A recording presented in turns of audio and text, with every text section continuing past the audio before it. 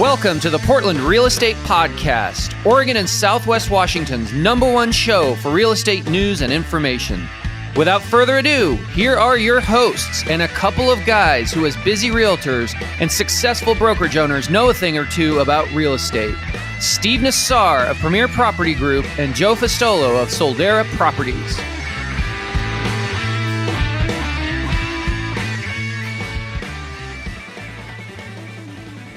Welcome back, everybody, to the Portland Real Estate Podcast. This is episode number 146.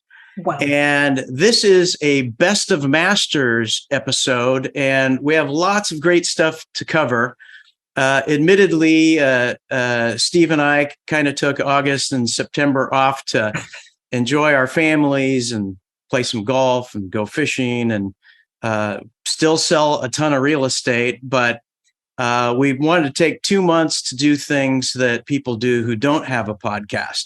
So we have lots of material to talk about. And what's special about today is we have a guest co-host. And what we're doing is we're going to unpack the hottest topics, the most burning questions, the threads with the most impressions and emojis and comments. And so we're ready to go. So again, welcome after the break. I'm Joe Fustolo with Soldera Properties, and introducing our guest co-host is our co-host and my buddy, Steve Nassar from Premier Property Group. Steve? Thanks. Glad to be back, Joe. Glad to be back. You know, it's interesting. I actually did do all those things you just rattled off. You said we spent time with family. Obviously, I did that. Obviously, I went golfing. But I don't normally go fishing, and I did go fishing in the Columbia, right? Not too far from the mouth of the Willamette, and my buddy got a big salmon. It was really fun. It's not something I do on a regular basis, but I had a good time that time. So you included me in that. When you were, I'm assuming you also went fishing. I did all those things, and my little trick whenever you go on a vacation, if you go on a 3-day something. Whatever it is, you just say real estate before it. I'm going to a real estate fly fishing seminar.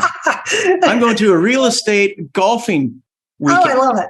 Right? And then it's kind of like, oh, he's doing something for real estate. And then, or I just call it meetings. Yeah. He's in back-to-back meetings. Yeah. Yeah. Which, and that usually is a meeting with people on a golf course is oftentimes what that means. Oh, that's awesome. So, hey, we have an awesome guest here, everyone. I am excited to introduce Tammy Wittren with NFM Lending. She has somewhere, I saw this on her website. It surprised me because I didn't know they allowed people to start in the lending industry in grade school, but she's got 30 years in the business. Yeah. She has a stellar reputation in the industry. She's been around, obviously, a long time. I've done transactions with her over the years. You've ever had a transaction with Tammy, Joe, that you remember? I think so. We just had one. Yeah. A couple months ago. You know, when you guys are doing as many as you know. Yeah. Obviously, I didn't do the follow-up I should have if, I'm not top of the list. But, Yeah. So I've done a few over the years, and you've always done an awesome job. And and I've seen you at some various functions over the years. And so we wanted to get some perspective from a lender in the current environment we're in. And let's be clear, it's a challenging environment. We've done some podcasts building up to this day for the past 6-7 months. And I can confidently say that, it's getting more challenging, by the week and day and month. Because I just saw today on the news as I was getting ready to leave home and come here on CNBC, I saw that rates are the highest they've been in 20 years. Their Mortgage News Daily has said they're 7.22, I think, is what I heard. So we want to hear a little bit about what you're, Tammy, you mentioned prior to being on the air that you hold an economic summit. You were recently interviewed a keynote speaker for some conference in Florida that you did via Zoom. So clearly you've got a lot of insight into what's happening, and you can share that with our listeners and those watching us live stream right now. And so let's take it from the top. Welcome, Tammy. Awesome. Great intro. Thanks, guys. I'm honored to be here. Really appreciate the invite. So I know you get asked all the time, not necessarily daily rates, but more on a macro 50,000 feet, like, where are we going? Should I sell my house now? I mean, we've had 10 years of appreciation. If you sell now, it's kind of like you've gotten 9.5 years of appreciation since 2012. And are we at the tip of the roller coaster? Is it going to be a 5-10 year cycle, or are rates just temporarily high, and are we going to settle in the 5s and 6s in 6 months? Oh my God, there's like 5, like 4 things on one hand and 4 on the other of ways I can answer this question. Do you mind? Can we just start with the big question is, what are the experts saying about mortgage rates in our market, and maybe talk a little bit about recession? Are you guys okay if we start there? Yeah. Sure. I just want to remind everyone that nobody was correct on this from all of the experts. And so if you are a gambling person, shoot the die. We all have about the same ability to predict the future. But here are the fundamentals at play. The pandemic happened in 2020. I just looked the numbers up this morning. Almost 6.7 million people have died due to COVID. Okay. It shut the world down. It was the first time in the creation of any information that the entire world ceased and closed borders and stopped. And when you think of that, that required immense intervention from all markets. We are a global world, whether we like to think of it or not. And what we do here in America affects about 50% of what's actually happening. We are so globally connected that right now, the bond market, or the gilts that are being traded in Europe, in the United Kingdom, are actually pulling our markets down across the globe. We are interconnected. For us to not take into consideration there is a war with Russia and Ukraine, that 30% of all food and energy come from that region, and it supplies fundamentally 80% of the food and energy to Europe. Those people are suffering. And then as you go across the pond and you look at China, China has its own problems, of which we're not totally in tune with because they're a communist country and they protect the information that's hitting the internet. China right now has an unprecedented collapse in real estate that they've not seen before. They did a similar thing that we did back in 2008, where they allowed builders unrestrained ability to get lending. And when you do that, corruption happens and the monies are not used for building. And they've seen that. There are blank cities in China that don't have any homeowners in. I've seen those. I saw a news broadcast, maybe it's 60 Minutes. They showed the city with high rises that nobody lived in. It's creepy. It's fascinating. Evergrande, they're now, it looks like, going to take to court. They're selling their yachts and everything. But there are all these things bubbling globally that I think we've never paid attention to because we haven't had to before. But the reckoning is here. The pandemic hit and everyone globally was affected by it. And everyone stoked the fire.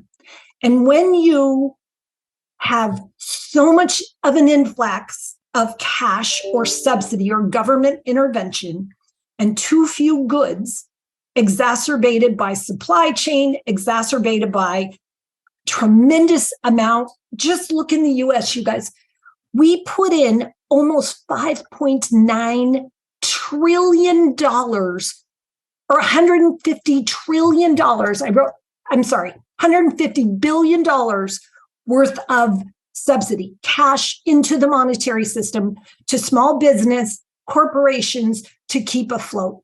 Not to mention all of the cash that went out to all of the US citizens, et cetera. I'm just saying you cannot have that humongous influx of dollars to chase so few goods. And that's really the fundamental definition of inflation, right? Mm-hmm. So then that exacerbated itself to create the cycle that we're in right now. And the funny thing is, the Federal Reserve's requirement is to watch and help to stabilize unemployment and to watch and help stabilize inflation, right? Both of which, inflation is way too high, unemployment is too low. And when unemployment gets too low, you get wage inflation. And the front desk receptionist makes 30 hours or $30 an hour. And that starts. And what happens is we have this job shortage in the restaurant industry. And all of a sudden, the food prices are going up because they're paying $17 an hour for a food server. And it exacerbates. But where we are right now is there's still such an employee shortage that I feel it.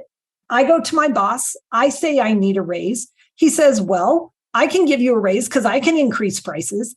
And it exacerbates it, right? That's where we are in inflation right now. What did the federal government just say about Social Security? They're increasing Social Security, right? Mm-hmm. And it exacerbates the problem. Then you add Ukraine and Russia right here that are exacerbating it. I don't think this is a quick fix. I think it's going to loom on for a bit, but the fundamentals of the economy say at some point we should see rates drop. When? Okay. I don't know. You know, I love I love asking questions, and sometimes I just tell people, it's like, hey, just pretend I'm stupid, which you don't have to pretend that much. Just say, hey, pretend like I don't know anything about anything. I'm in the third grade. What does all of that mean? I mean, everything you said was actually factual and spot on. But what does that mean for all of it, the next year? And I know that everyone has a crystal ball and nobody's crystal ball is perfect. But what does that make 2023 look like as far as our economy, as far as rates, as far as what all of that, if you shoot it through the funnel, what are the results of that? And what are we anticipating? So experts are thinking maybe by end of next year, rates are somewhere around 6%, right? Because they feel like all of the intervention, they're expecting that we see a 75 basis point increase to the short-term funds rate. Those are not the same. That does not increase long-term rates, mortgage rates, but it increases the prime rate, the rate at which banks lend to student loans, credit card debt, all of car loans, short-term debt. Long-term is an effect of the bond market and who's trading, who's buying mortgage-backed securities, et cetera. All of that is bubbling. So with that said, we're going to see some slight softening of price. We have to, right? Because we have fewer buyers in the market. But I would also remind everyone, buyers were in the market because we had a global pandemic and rates were 3%. That is not normal, and rates never would have been there. Therefore, those buyers that were buying were able to buy. It's not that rates have gone up and people don't qualify. That was an anomaly, and a population was able to buy that never has purchased before because of just economics. So our chemists are working on COVID-20.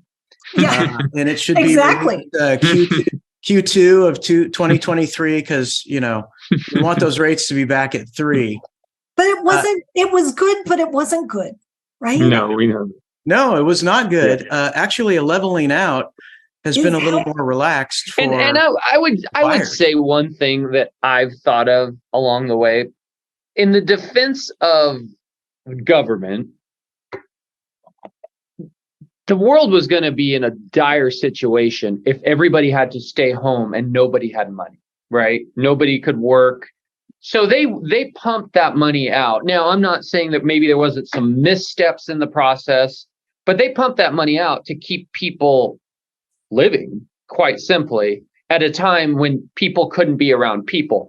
we've got the hangover from that now, but at least we can all go out and work and do something about it, right? Yeah. Versus then. So I have no criticism whatsoever. Who knew we would have the Russia-Ukraine war? Who knew collapsing of China? Who knew all of this was?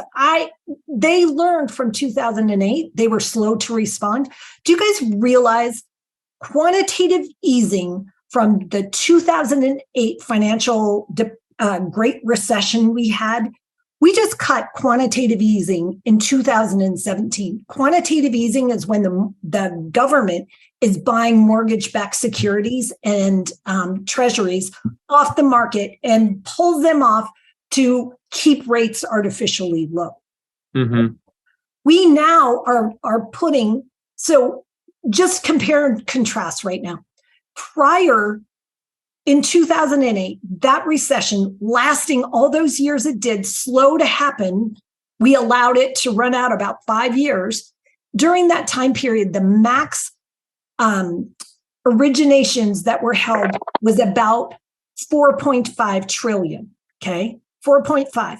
Prices were not where they are, and the volume in real estate was more around the 600 number. If you were to Google a graph, you guys, and do single family home sales and pull it for the last 10 years, and you see how during the pandemic we escalated into the 900s.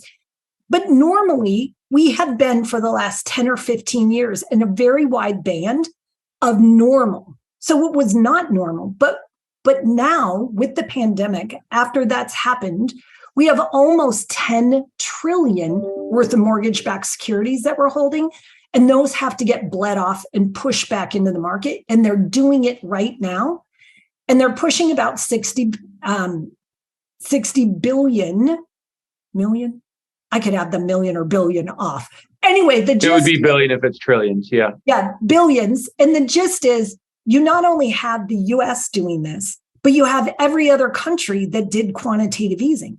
Quantitative easing isn't increasing and decreasing the federal funds rate. It's buying those mortgage-backed securities. And that's what held rates so artificially low. They stopped doing that in 17. Remember, rates increased in 18. Do you guys remember that? And the housing market started slowing. Yeah, it got into the fives. I think pushed the mid fives, which we thought the sky was falling at the time. Everything slowed down quite a bit, but in hindsight, it wasn't that high.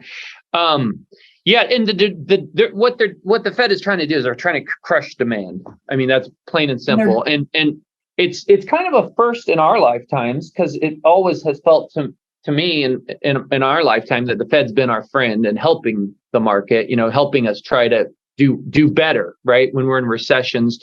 But this is kind of the first time where I don't want to say they're our enemy, but they are trying to slow down the market, and they're doing a pretty darn good job of it. And how they're doing that is by raising the Fed funds rate.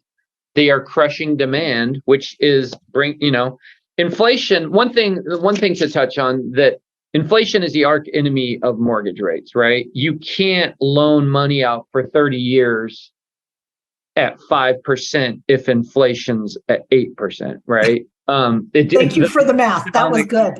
Yeah, the economics don't work there. So as inflation is raging out of control, mortgage rates go up, and the Fed is raising the Fed funds rate, trying to crush demand. I heard an interesting video last week where it was talking about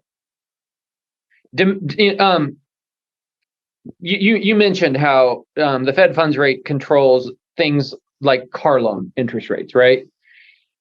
Whenever somebody goes into a car dealership and say they buy a $60,000 car, they instantly, they're getting credit, right? They just sign something and instantly they get the money. That's creating money, new money in the system that goes to the car dealership. They get their car. By raising those rates, they're trying to keep that money out of the system, crushing demand, having less money, new money in the system, so that we can, rein back the inflation. That was really good.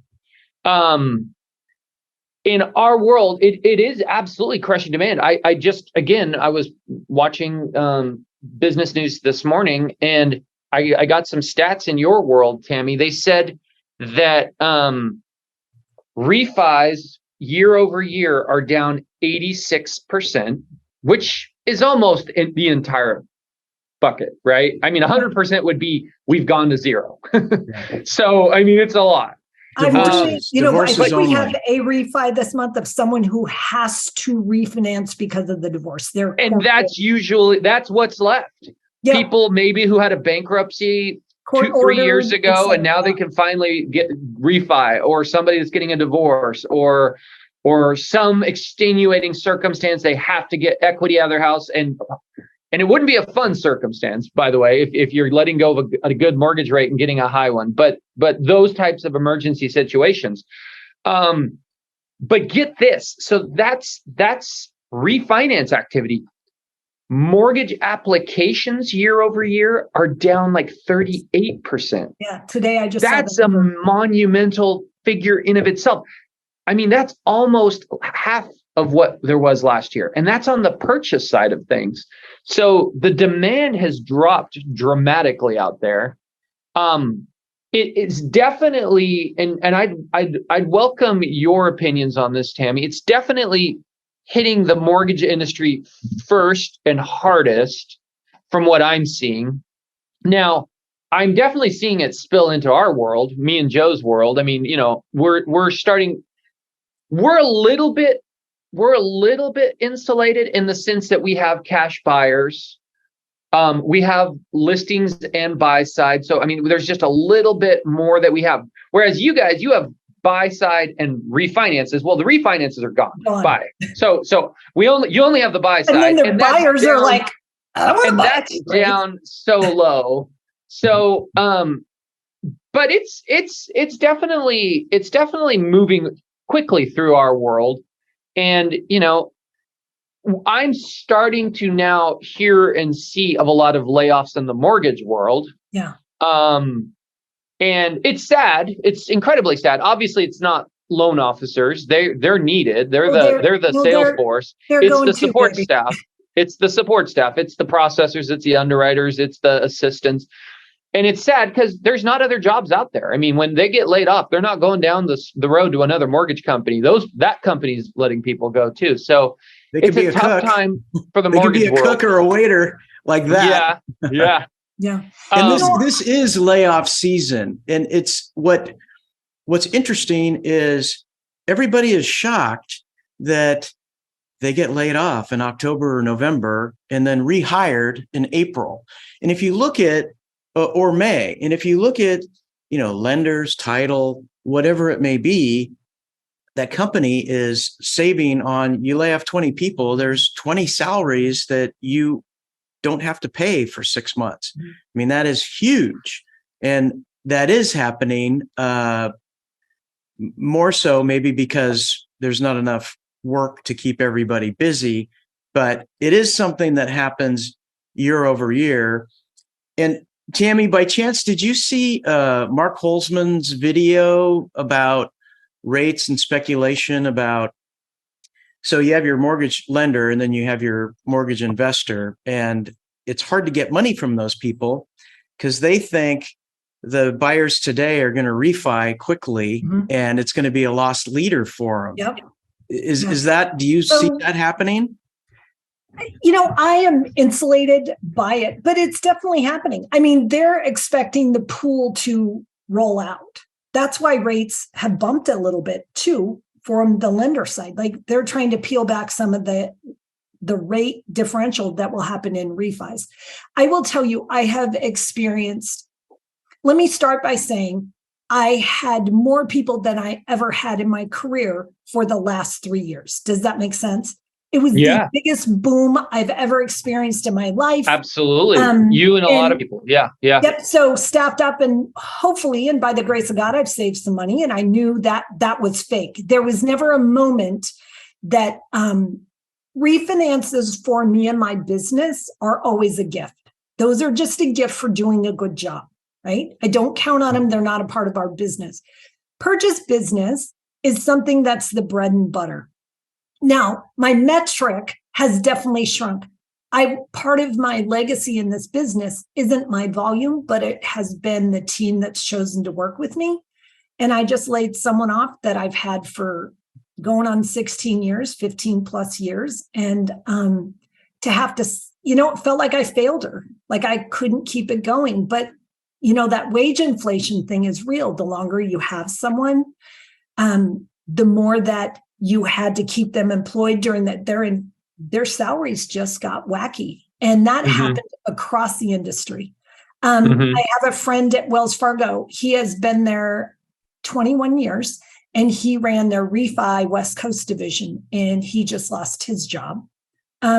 This is real life stuff, you guys. I mean, we knew refis were temporary. There will be a slight refi boom from this period, but it's not going to be enough to ever go back to the way we were. So, I'm looking it's slowly trickling into our world too, Tammy. I mean, I'm personally tightening my belt. Now, there's no layoffs or anything close to that, but there's definitely P&Ls that are being looked at and line items that are being questions asked for the first time in several years. Like, what does this do?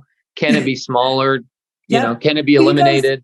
And that's happening across our world too. And I think it's going to continue until you will start to see layoffs in the real estate side of things. And they may be happening already. You had made a point to say that maybe loan officers, that wasn't going to happen. Just a little fun fact. We are required to pay our loan officers minimum wage. Yeah. So we're required. So minimum wage plus FICA, plus all of the other stuff we pay, plus adding to a 401k. A loan officer costs a company about $3,300 a month. So how many months can a company keep people who aren't producing on? We're going to see a bigger layoff, and you're going to see it all the banks, credit unions, and mortgage companies. There's going to be a lot of carnage forward. Yeah, that is a good point. Yeah, I hadn't thought about that. Yeah. Okay, I got one quick question before we jump into our second topic. The first topic, we have a great contributor, Mark Alto, who always has mind-bending things. He's given us sort of the real state of real estate and loans and what to expect. And he had a post that we kind of just covered with, hey, what's going on here? But before we transition to the next topic, are they going to incorporate 40-year loans? Do you ever see that happening? Are they doing it now? There are a couple out there. I think they will hold to see how this moves forward. Fannie and Freddie right now, I've been told there isn't anything percolating as of yet. FHA might be different. FHA's mandate is to get first-time home buyers into the marketplace. And it goes, the non-QM stuff is certainly out there rolling into the 40-year stuff. Affordability, I think we have a perception that it's not affordable. We'll see. It's a perception. But the other thing people fail to realize is we also have had some tremendous costs of living. Our assets are appreciating. It's not just that the housing prices are getting out of whack. Wages have also increased tremendously over the last few years. Yeah.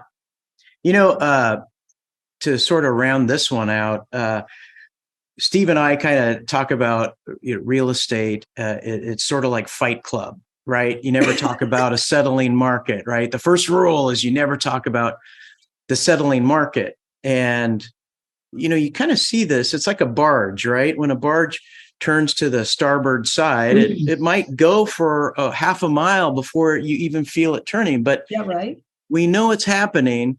And some people are just like, nope, market's great time to sell and buy simultaneously. It's awesome. Well, now we're starting to get people to say, yes, it's settling. That I love jokes and memes and stuff. You ever see the meme of the girl? She's screaming at the white cat. The cat, yeah. And she's like yelling, and she's like, "I'm not paying 7% interest on a mortgage." And the cat says, well, rent is 100%, right? Yeah.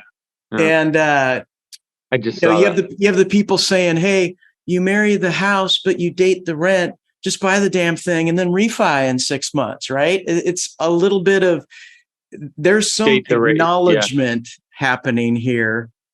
And I did watch the interview with Mike Fratantoni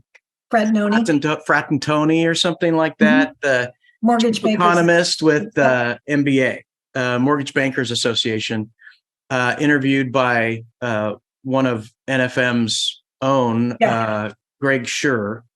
And their prediction, they were kind of all over the place because nobody really wants to say a prediction, because in 6 months from now, we can go back and listen to it and say, you were wrong. Exactly. But their prediction thereabouts was 6 to 9 months, we'd be in the 5 or 6 range.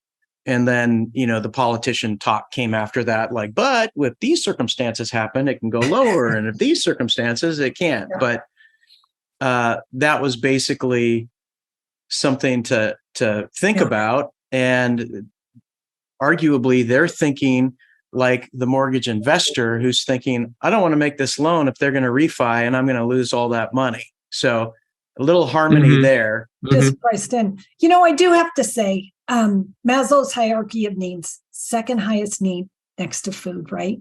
We have to have shelter. And we have been accustomed, we've been on the dole for 14.9 years of some sort of government intervention on rates. But the truth is this, people will continue to get married, form relationships, and they want something that over time, much like the stock market, is a proven appreciator. I don't know of another investment that allows you the leverage that real estate does. $400,000, you could get in for as little all in as $25,000 and then acquire that whole asset to rise with appreciation.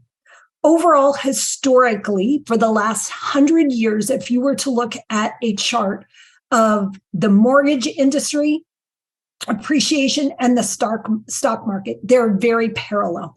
There are small drops over time, but historically, home will appreciate. Those are all benefits to home ownership, but the truth is this.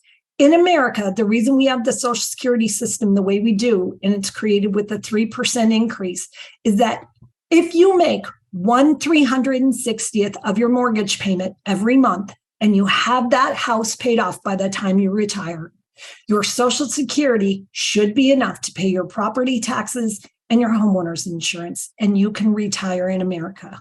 And I think we as professionals pull out all of the, oh my God, we're not going to make as much appreciation.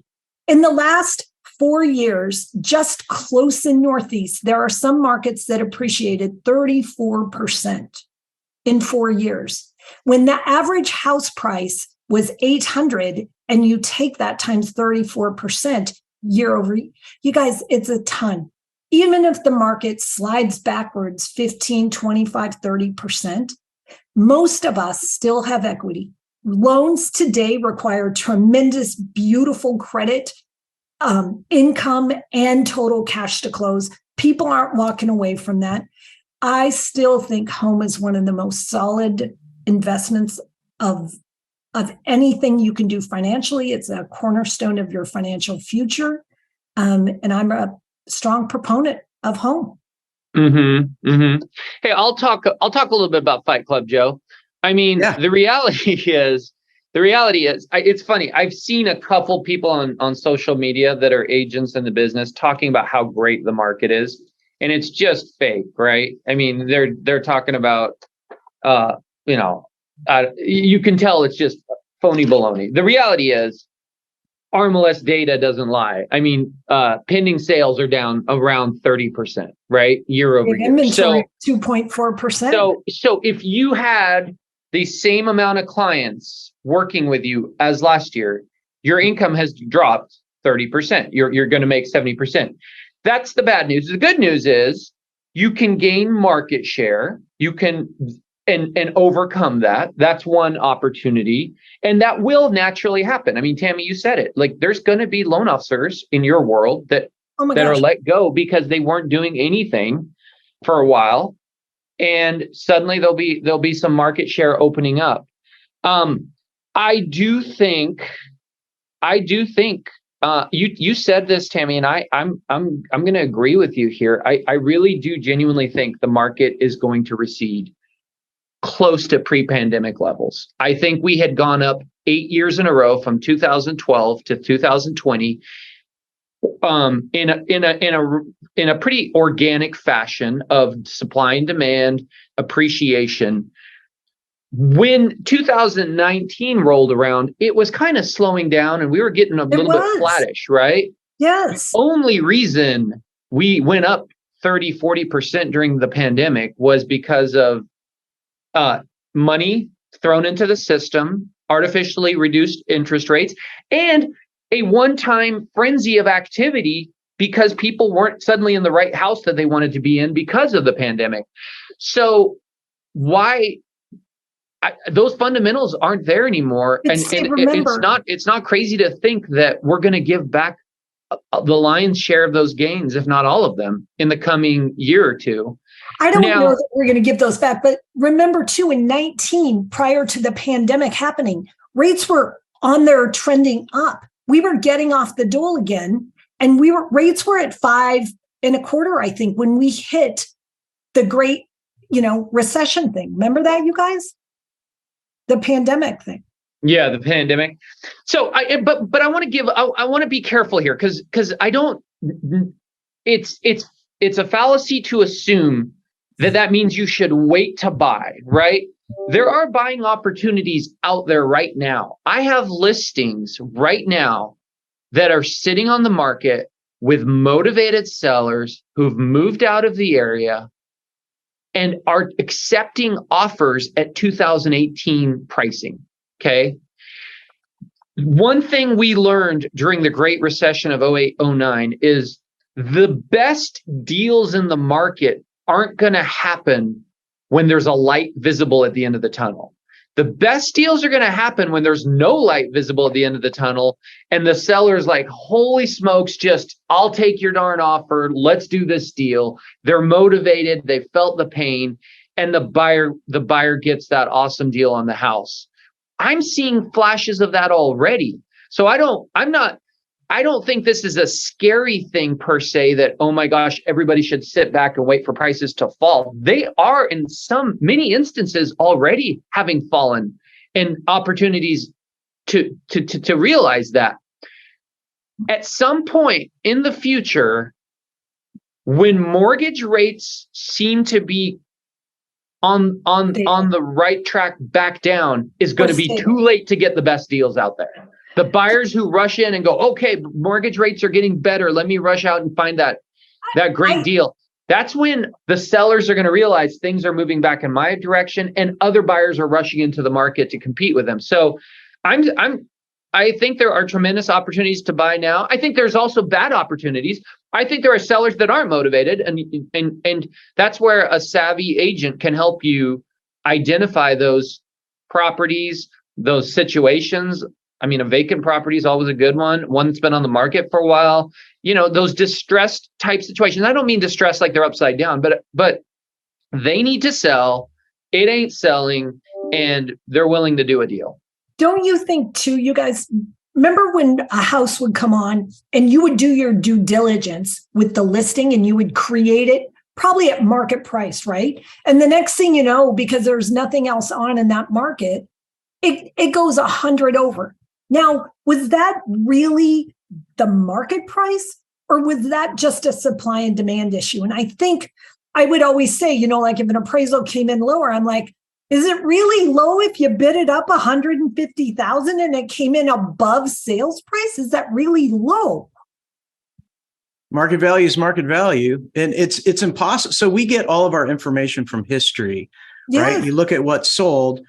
Anytime there is a market trend which changes that curve steeply or on a decreasing level, we don't have the history and the data to support it. But anytime a market corrects, it's a really difficult time. I hear these brokers that say, gosh, it's not selling and I'm going to pay and have it staged and I'm going to get new photography, and they're taking it on themselves, and they don't know that, look, it's not you. You use the comps of a different market to appraise this house today. And some of the, it's tricky to see, but if you've been around long enough and you scrutinize it and look at trends, you can figure it out. And, they say never miss an opportunity to give a compliment. I do have some kudos for the brilliant minds in Masters in Real Estate, because we called a few things. Charles Turner is really good about putting the absorption rate of what it is. And every month he'll post the absorption rate. And our inventory was 0.6 in December. And people are like, you know what? It's going to be 2.5 by October, maybe even as high as 3 in November. I mean, there's people actually calling this out. And I sold my house preemptively thinking, there's something that happens before the economy changes, and that's the faith in the economy that changes. And consumer sentiment. It's not the economy, it's the panic. The perception of the economy. It's the perception. Yeah. And so, Steve, I was talking to Tucker the other day, and I said, well, I didn't call it perfectly because we still had another 9 months of appreciation. And he's like, hey, man, you got out. Better to be early than late. He's like, you're safe. You're safe. No blood. Well, and it's all, what I would also love to throw in there is that in this market, we talk about winning and losing, maybe, like I won because I got 100,000 over on my house, or, I've had it on the market and I've had to come backwards. Appraisers right now, what we're seeing is comparables have to be in like the last month. That's how quickly the market changed for them. So winning and losing isn't the truth. It's what is the most recent comparable. If you're looking back further than a month, you don't have accurate market info. Exactly We're right. seeing, we just got word on my team today of a termination on a property, Wilsonville property, about 650, I think, low 600s. They didn't give us a reason why. We think it's because they saw something else that's cheaper. I mean, that's the reality. Those are some of the challenges of this market is, motivated people behind them coming on the market, probably with a lower price. It's terminations. We were in a market for several years where nobody or very few terminated because there was somebody right behind them ready to swoop it up if they did. There's not that pressure behind people right now. There's not that pressure. Homes are sitting. So even if they terminate and think about it and come back, I mean, the house will probably still be there. On my pipeline, the last 3 months, we've run about 35% termination. If it comes under contract, there's a 35% chance it's not going to go to fruition. I've been saying this for a while. Every market has an asshole. And we're just coming off of the sellers. I don't have to sell if I don't get 150 grand over asking, and just, have them waive their appraisal gap, cover the appraisal gap, waive the inspection, waive all that stuff. Well, I think the buyers are going to maybe start being the assholes in the future. And if you remember the 2008, 2012, there's a house that someone paid 1.1 million for, and they have it on the market for 660,000. And the buyers are like, offer them 475. It's just like, and the sellers are going to start writing love letters, Joe. Yeah, right. Yeah. The buyers. They'll start writing a letter and sending it to their agent. Please tell those people who showed my house yesterday, please give this to them.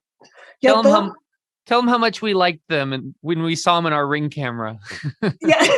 How great actually they looked in our house. It's funny you say that because we already do that. My sellers do. We call it a fact and a feel list. And the fact is for all the engineers and the CPAs and spreadsheet people like roof replaced in 2017, furnace replaced in 2019, new water heater. Those are the facts. And then the feels is, oh, the deer come up and eat our rose petals every July, and the hummingbirds come and, pick the sweet stuff out of the mimosa tree, and like all the romantic stuff. And you put those two together, and it's like, having dinner at a Chinese restaurant. At the end, everybody gets a cookie. The engineer gets to hear about all the systems and when they were done and what the brand was. And the romantic gets to know that you can hear the trains whistle across the river. But we kind of do that love letter already. It's kind of like, why do you love this house? Tell us the things that you know that a buyer or just a showing broker or me even specifically, I don't know. I mean, I've never spent the night here. I don't know that you hear a loon in the distance.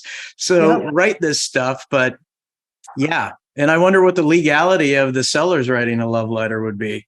It was a joke. I don't think I've heard. I know. Hey, let's jump to some other topics, Joe. What do you got in the? Let's bang a few of these out.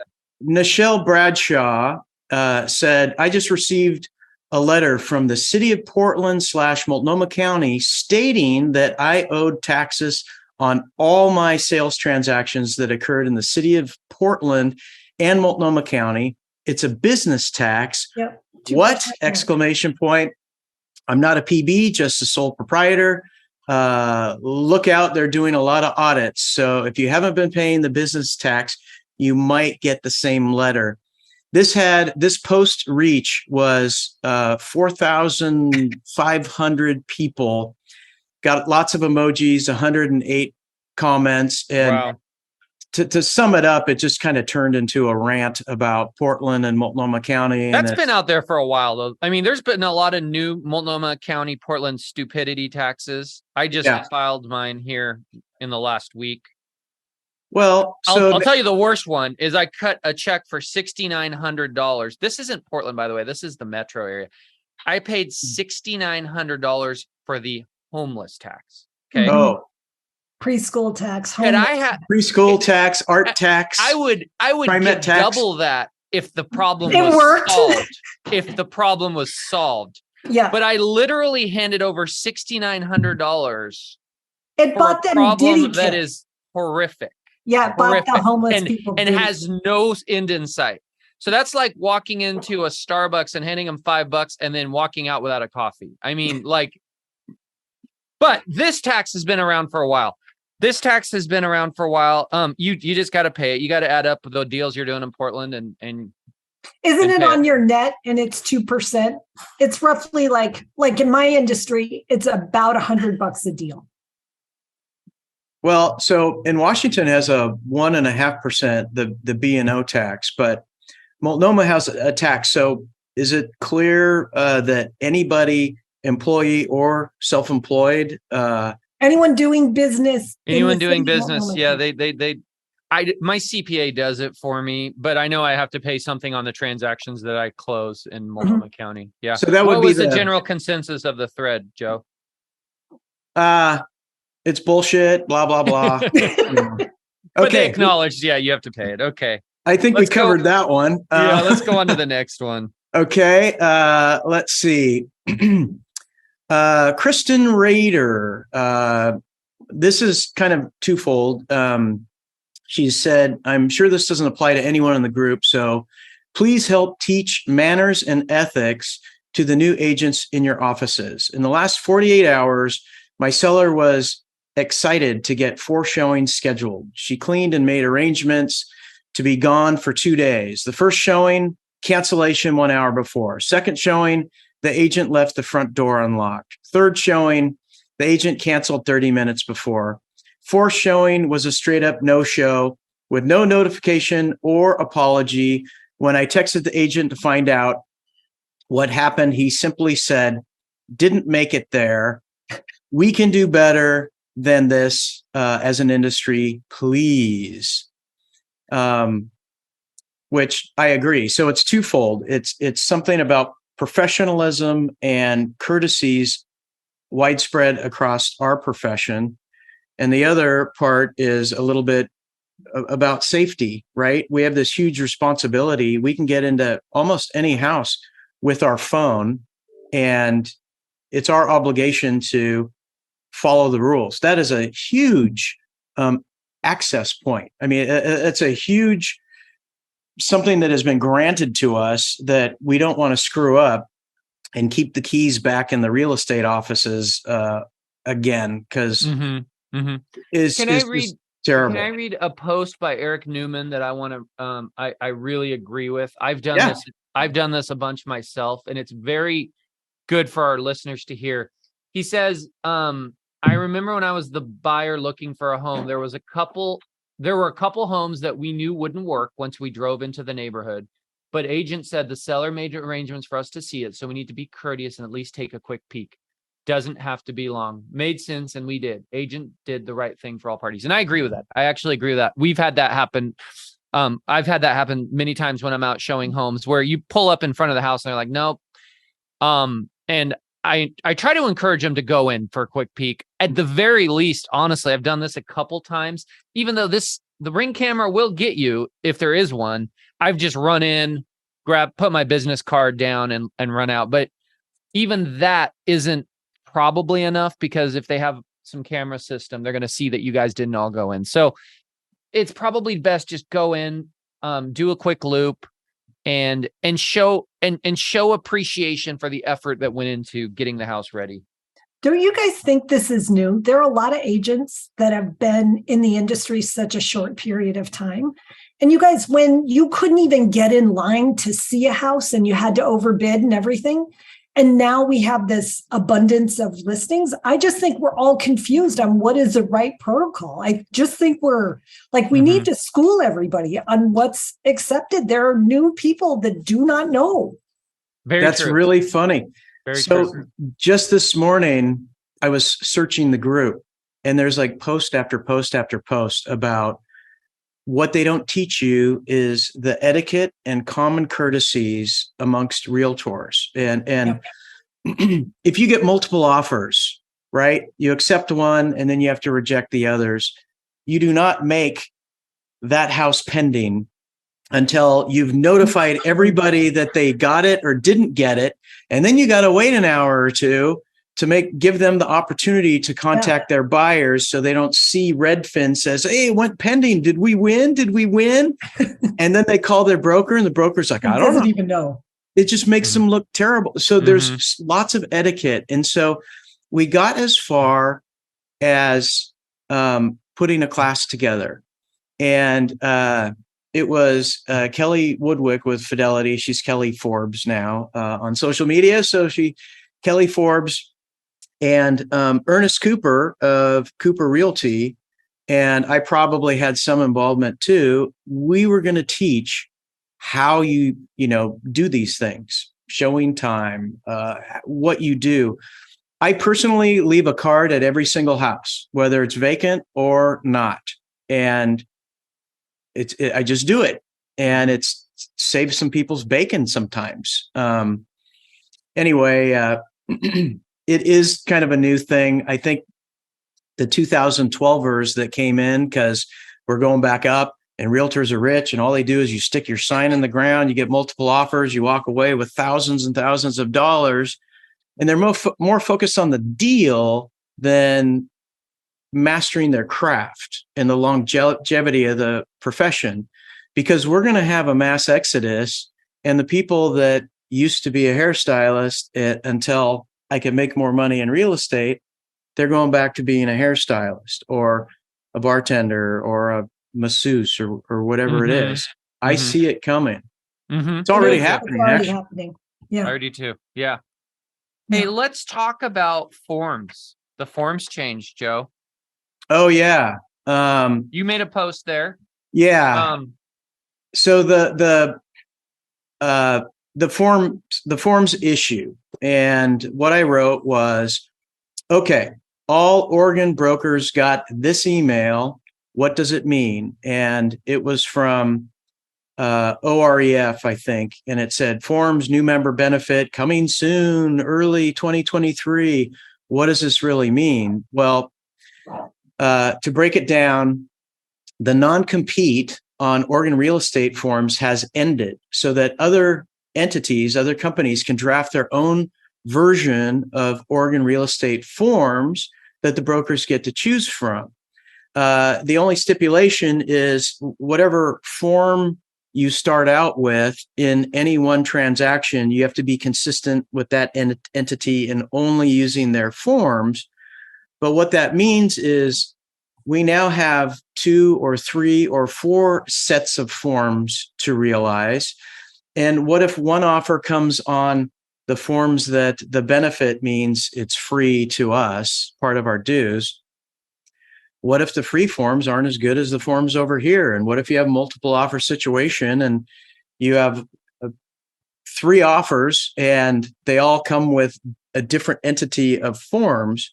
It just, I don't love the idea. I'd rather still have just one standard form and let's perfect it. Let's have the form makers and the realtors get together and say, tell me what you want, what you really, really want, and we're going to put it in these forms for you. And I'm not on the forms committee. I know people on the forms committee, and I have given my recommendations, like the horse that is dead that I have been beating for years is let's get away from calendar and business days. Let's don't go calendar days. Let's don't go business days. Whatever it is, right? Everybody can agree knows that November 2nd at 5 p.m. is November 2nd at 5 p.m. And we don't have to say, well, let's see, you had Labor Day in there and then a weekend, and forget it. Put a date, put a time. Mm-hmm. So the jury's out on if this is a good thing or not, because I'm nosy and like to be involved in everything. I've looked at them. The new earnest money agreement, residential sales agreement, is way different. And they try and pack the summary of everything kind of on the front page. I like that. You have enough signers for 4 entities. 4 people. Yeah. 4 entities. Yeah. So, well, first of all, let's calm our listeners down. There's not going to be 3 forms. There's only going to be 2. And, I've known about this for a while that this was coming, but I was sworn to secrecy. I'm very close with some of the people that are, high up in the Oregon Association of Realtors. So I heard well over a year ago this was coming. Now, like a lot of people, I wasn't excited about it. The idea that like you said, Joe, you'd have and let me I can relate to this very well because I'm licensed in Washington.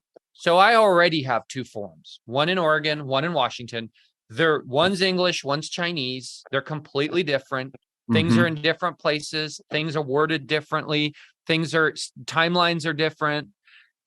However, one nice thing that was working in my favor before was if I had a listing in Washington and got multiple offers, they were all on that form. If I had a listing in Oregon and got multiple offers, they were all on that form. If I was writing an offer in Washington, it was always on that form. If I was writing an offer in Oregon, it was always on this form. That is now changing in Oregon. You might have a listing that gets 2 different offers on 2 different forms. And so you're looking for different things in different places. Your seller's looking for things in different places. Another thing that occurred to me, and it occurred to me through the questions and answers that they gave us, the new forms through OAR, is, Joe, if you have a listing, you and I have to squabble about what form we're going to use, right? like it's kind of like we pick escrow right now. Like, do I just automatically assume you want it on the form I love, or do I have to reach out to you and see which form you love? I'm not buying what the OAR is saying, that the new forms are going to save us money because they're included in our membership. But I think we're all still going to have OREF because, and I'll tell you why, because if somebody gives me an offer on an OREF form, you just said it yourself, I have to counter on an OREF form. Therefore, I have to have access to an OREF. So I don't think anyone's going to save any money. So there's definitely some logistical challenges. Now, I know I trust the people at OAR, and I know they're going to come up with a better form. I believe that. I just hope they can encourage everybody to use it or the vast majority to use it. I really hope that a couple years from now, it's not 50-50 and half the deals are on one and the other half are on some, or that we need both, because some people are like, well, the listing agent should say which form they want, right? It really depends on, I don't know. I mean, we're going to find this out together. We're going to find out together. Whose market it is, right? It's when we were competing, definitely, yeah. If you're listing to get a buyer in there, and it's like, I'm putting the seller's escrow preference, right? Or the listing brokers. I'm doing everything perfect. Yeah. But do you remember when once a year we'd have the forms change and we'd sit through a class and it'd be like all these things changed and we were trying to wrap our head about that. We're going to have 2 of those a year now. Oh my God. Yeah. Jeez. There was a comment from somebody in that thread that you posted. I really respected it. He said, I am a reviewing broker at a smallish firm. I've been in the business, years and years. It's taken me decades to memorize the OREF form, to know what every sentence says, to know how the implication of every verbiage applies, so that when an agent calls me and they have a question, I can give them great guidance. He is like, having to master that on 2 forms with 2 sets of changes continuously moving forward it's just not ideal. It's not ideal. So there was reasons. I don't know the entire story. What I do know is I'm fairly certain OAR wanted to buy OREF and be in control of the forms and provide it as for free.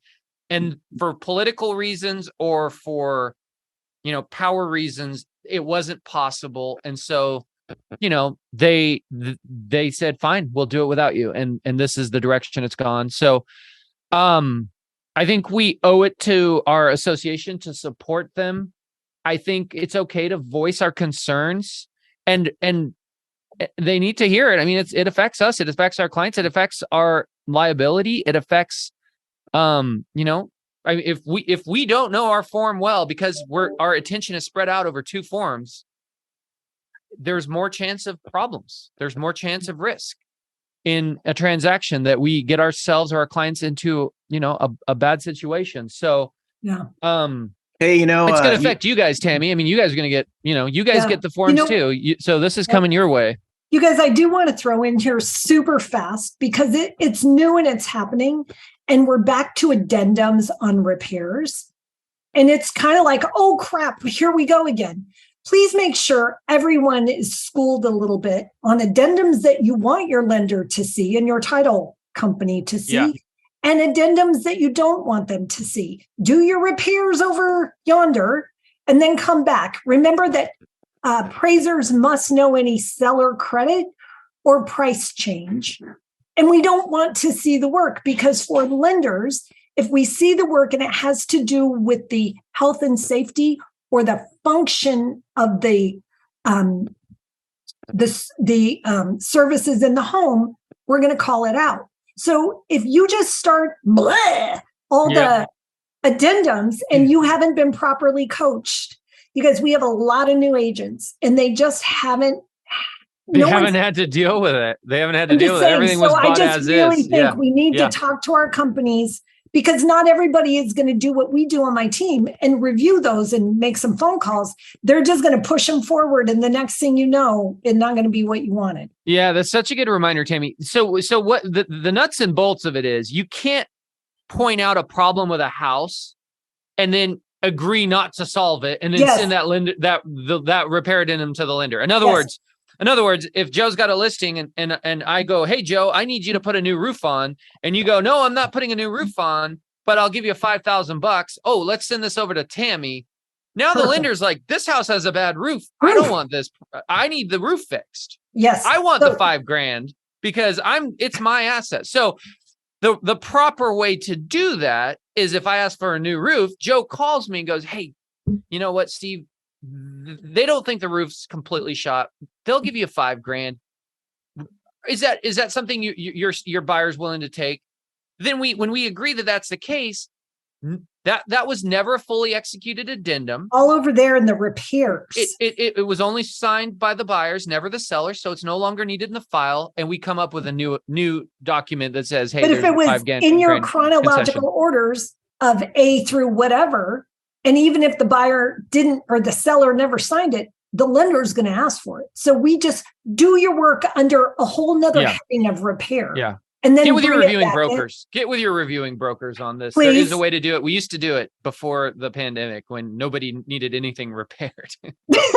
The drawback about doing, putting more work upon your own shoulders is you're the one that gets to draft some of these things. And it's like, hey, this addendum, we hashed it out verbally. And it's like, you want to write it? Should I write it? What should we do? Most of the time I'm like, hey, look, I'll take this one. Not because I'm a great guy, but I want it written perfectly. Correctly. Thank you. Right? You just got credited $5,000 towards closing costs or whatever. There is a way to do it, and it can be done. Just went back and forth like 7 times. Yeah. On an addendum, just like, no, we can't say that. You can't say that. Mm-hmm. Mm-hmm.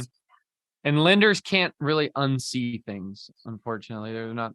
They have to be really careful there. Yeah. Yeah. Bye, Joe. I hear you. Hey, let me touch on a post I made in Masters a couple weeks ago. I had a situation I posted about where I had met with a client who was buying and selling, went well, did a listing interview. She told me about a very specific search she had for a house she was looking for.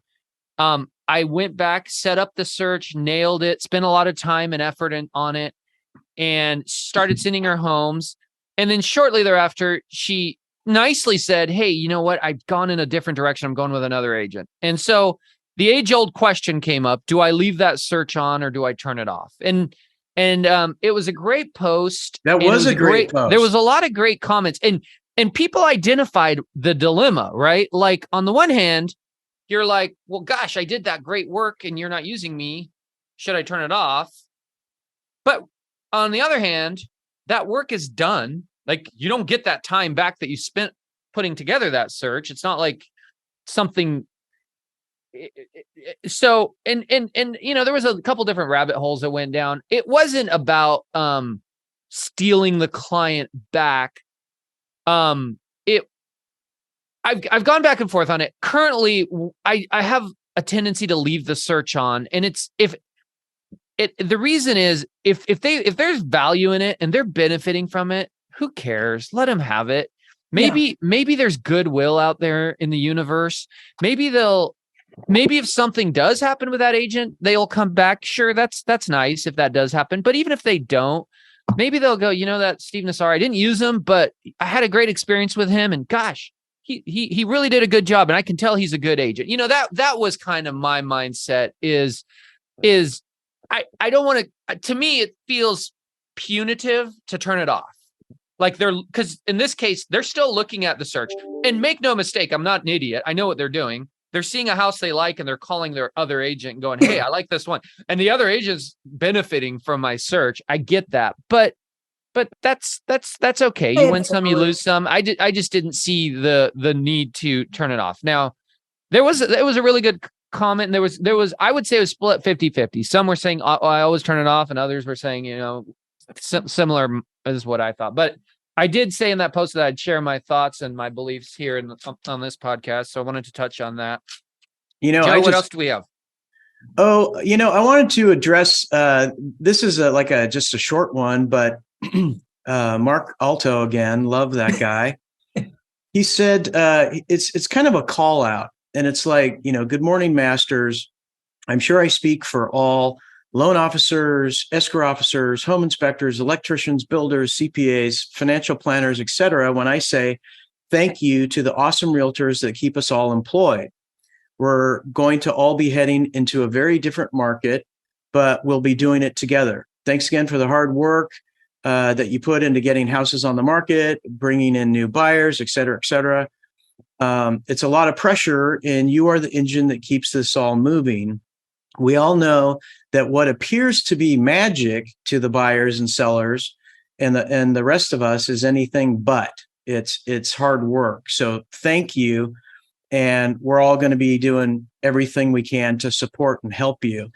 And I love the kudos, but I also look at it a different way. When our market was just booming, we weren't held in the highest revere with some of the builders, and we're forgotten. When the market's great, we were forgotten by a lot of lenders, and some of the builders were changing how they do things. And I'm not necessarily talking, this isn't an antitrust thing. I'm not talking commissions. I'm just saying when the market was booming, our value was less. Diminished. Mm-hmm. Yes. Now that it's corrected a little bit,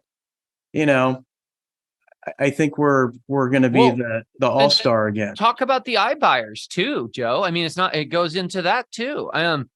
Believe it or not, they are struggling. Open doors might be zero, or it's very close to it. I mean, I'll be surprised if 6 months or a year from now they still exist in their current form. And I said, back when Zillow was still buying houses, I said, I don't believe in that model. It's fraught on all sides. When the market's good, people don't want to sell to an entity like that because they want to put on the open market and get multiple offers, right? Well, when a market's bad, good luck buying a house today, Open Door. Go buy that house. You couldn't even make money when the market was going up. Good luck making it today, right? Yeah. Go buy those homes and sit on them for 6 months and see how that works for you. And REX folded their doors, and Zillow stopped the iBuyer. Yep. So it is a good point, Joe. I mean, there's a lot of ick going on in the market right now, and it's challenging. But I think our stature as an industry, as professional lenders, as professional realtors, is appreciated. I would even say right here that I'm finding I'm getting listings. I'm getting more listings today than ever, probably. And now I'm not saying I'm going to sell more listings than ever today, but I'm getting more listings than ever. And part of that is the change, right? People know they need a professional who knows what they're doing, has been doing this for a while, knows how to market, spends money on their listings, knows how to get it ready for the best presentation. And because a year ago, anybody could do it. Your cousin who just got their license could do it. Your poker buddy could do it. Whether he's been in the business a short amount of time and does a lot, or has just got in the business, whatever the case. Now the pros are rising to the top. I do believe that as well. I just think there has to be a desire to serve, right? To do the work and to serve. And regardless of someone's tenure in the industry, if we're really, like what you said, I'm going to keep the search on because, you have a servant's heart, throw them a bone. Maybe because of you, they find a house. You guys, karma does work. It's out there, just doesn't work on your time frame. I think, absolutely. I've been so blessed to work in this industry. I honestly there isn't a day that I'm not grateful for the opportunity to help people with the single biggest purchase of their life. So I think if, we're in for a little bit of an awakening, a little bit of shift, but it's going to be good. I agree. I guess we have to give everyone pumpkins this year for October and plant flags. And do we have to do all that stuff again? Yeah, Joe, it might be a little late for pumpkins if you're going to do that. It's the 19th today. We should talk about a marketing calendar. Maybe. Well, they say if you love what you do, you never work a day in your life. Yeah, isn't that the truth? You guys are true professionals. It's awesome to see all the work you do for the industry. I think I say on behalf of, everyone out there, thank you, because, you add context to what we all do and help us with all these problems that you don't really know where to go for the answer. Well, Joe has said very vocally in the past that he started Masters during the dark days of, the Great Recession to provide community and to provide professionalism as an industry. So it's nice going into whatever we're going into and that we've been in for a little while now to have that, right? It's not something that needs to be created. It exists, right? Yep. Yeah. And I would just tell all those people that are newer to the industry, we will get through this. It's going to change. Nothing is ever permanent. But if you want to do this, now you got to do the work, and you may not have a feast. There may be a little bit of famine. And this is why we are paid very well in our industry, is because it is not a guarantee for anything. And I think when people believed that it was easy money and stuff, that's why we had the influx. Now we're going to get the people who really want to do the work and stay in. Mm-hmm. Mm-hmm. We're always It's a very, very high paying, hard job. It's a very low paying, easy job. I would agree. And that's a good point. Somebody asked me the other day, they said, "Hey, Steve, are you busy?" And I said, I'm busy. Yeah, I'm as busy as I've ever been. Doesn't mean I'm making the most money I've ever made, but I mean, that is the reality of a market like this. We have lots of listings. We have to communicate with those sellers. We have to do marketing activities. We have to take calls. We're doing it's just the velocity of them going into escrow and turning into a closing is what has slowed down, right? Yeah. Everything else is still pretty busy. And I've heard that from my lender too, Tammy. She says, I'm on the phone constantly. Oh my God. And files are hard, and getting things through is hard, and pricing is hard. And they're calling me back 10 different times. And each time I'm giving a higher rate and payment, and it's brutal and it's exhausting, yet, they're making less money. So my comp is way down to compete with these interest rates. You guys talk about the iBuyer. We've also had disruptors with everybody thinking, mortgage is the way to make money and get in here. And, we're going to cut comp. And, it's, we're in for a little bit. It's going to be a tough few months ahead. I'm, just bear down. Watch for Zillow to close down their mortgage division, by the way. That's coming. That's coming. Everybody went back to like, we'll just bring it all in house. It's all easy. Now all those big mortgage companies are struggling, right? We agree with that, right? They're laying people off. So now Zillow's brought that little beast into their fortress. So, you start thinking about it's $3,300 a month to keep somebody that isn't producing. How many months do you do that? And how many massive amounts of folks do you have? I mean, there's going to be a lot of carnage, but there needs to be, you guys. We are, with inflation, we had the highest amount of refis ever. We couldn't find enough people. I mean, there was a time I was 140 days out just to close a refi. Come on. That was all a gift. Yeah. Well, in our world, prices didn't even mean anything anymore. Like you just put it on the market. It didn't matter what the price was, and you were going to get 5 offers, and it was going to go 50 grand over. Who thought that was sustainable? Who thought that was going to end well? And hopefully the buyer understood that they waived everything and the home inspection. We have podcasts, Joe, and we have threads and masters where we go, this is not going to end well. Oh my God. This is a party, and there's going to be a hangover. And we're all drinking that Jamba punch. Yeah. Right? 2008 all over again. Yeah. Not to that level. There's differences. Not to that level, but. All right. So let's do our little closing, round it out. I'll go first, then Tammy, Steve, you bring it home. My thoughts, super content on this. And like everybody wants to know what's gonna happen, and not a day goes by. What's happening with these rates? What's happening with the value? What's happening? We covered that as best we all can. I do want to thank the Masters in Real Estate group. I said everybody has a crystal ball, and they're usually a little bit murky, but the Masters in Real Estate group's crystal ball seems to have a little bit more clarity than some of the other groups that I belong to. I mean, they really can hone down of what's happening.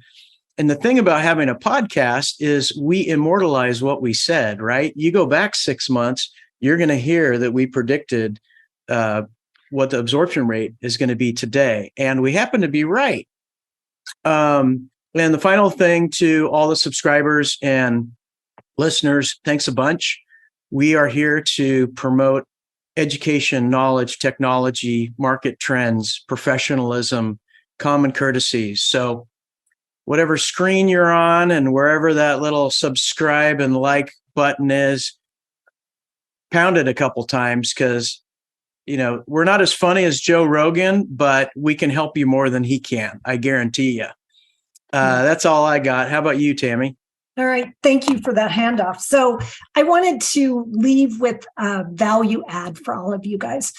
I was on a coaching call with a guy that coaches a lot of lenders who have builders, et cetera. And we were talking about a 2-1 buy down and listings in general offering a seller credit.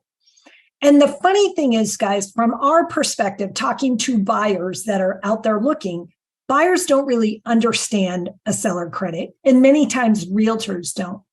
So my just hope for all of us is that we take the time to understand what a 2-1 buy down is.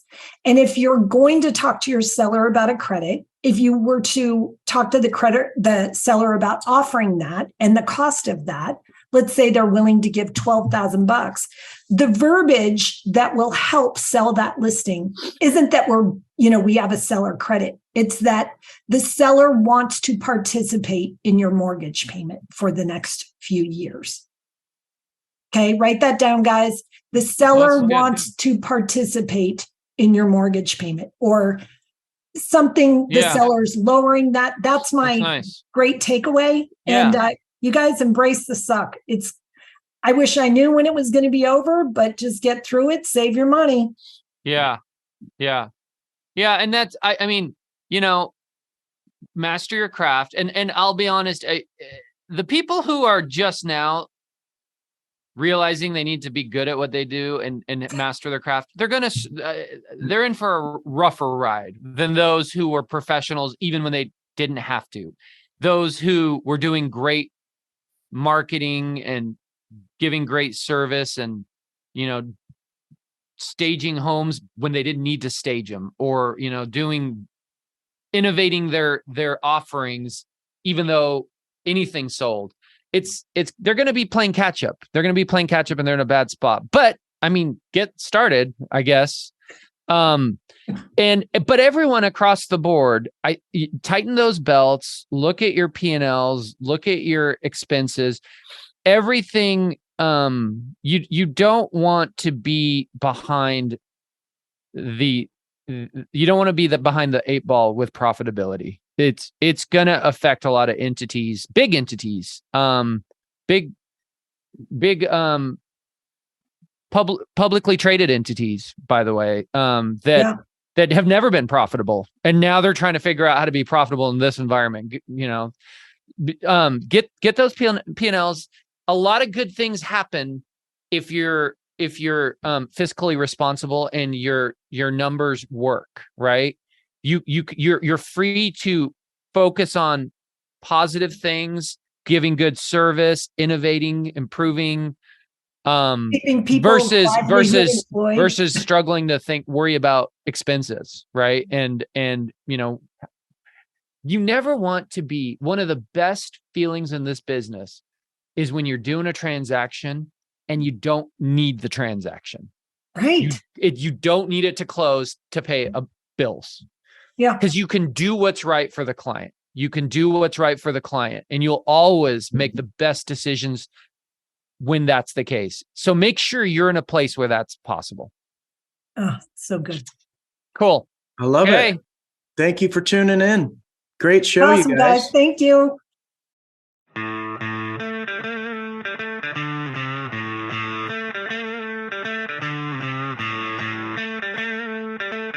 Hey, everybody. Thanks for tuning in to the Portland Real Estate Podcast, Oregon and Washington's #1 show for cutting-edge real estate discussions.